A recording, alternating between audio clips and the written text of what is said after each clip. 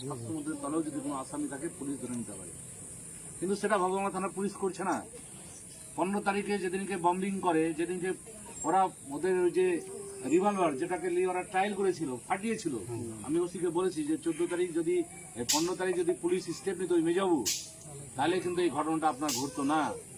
আপনার প্রশাসনের ক্ষেত্রে আপনি একটা দুর্বল অফিসার, যেটা আপনার সেকেন্ড অফিসার বলুন, ছোট অফিসার বলুন করেনি।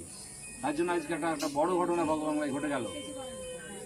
এটা মেজাবুকে বলে বড়বাবুকে আমরা বলেছি, কালকেও বলেছি বড়বাবুকে যে আমি রাত্রিবেলা এসছিল জানি না, উনি ফোন করলাম তো বললাম আমি ডাঙ্গাপাড়ায় আছি, যখন বৃষ্টি হয়েছিল সন্ধ্যাবেলায় 7টার সময় আমি ফোন করেছিলাম, তো বললো যে আমি ডাঙ্গাপাড়াতে আছি।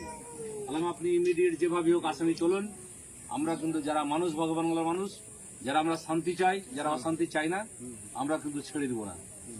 এটা ওনাকে বলেছি।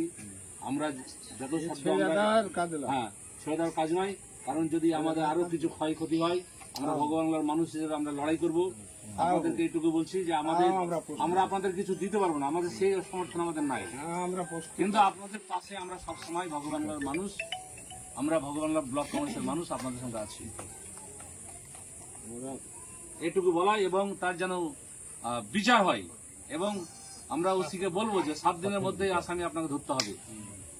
সে কোথায় আছে আপনি জানেন, আপনারা সকলেই জানেন, তৃণমূলের বড় বড় লিডাররা জানে যে কোথায় ওকে লুকিয়ে রাখা হয়েছে।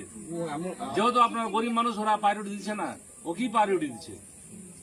ওই থানাতে আগে ঘুরে বেড়াতে কি করতো, ও আমাদের গ্রামের লোকে ভোট দিয়েছে, ওই কি পার্টিতে রয়েছে, আশেপাশেকার গ্রামের লোক দিয়েছে 2 বছর ভোট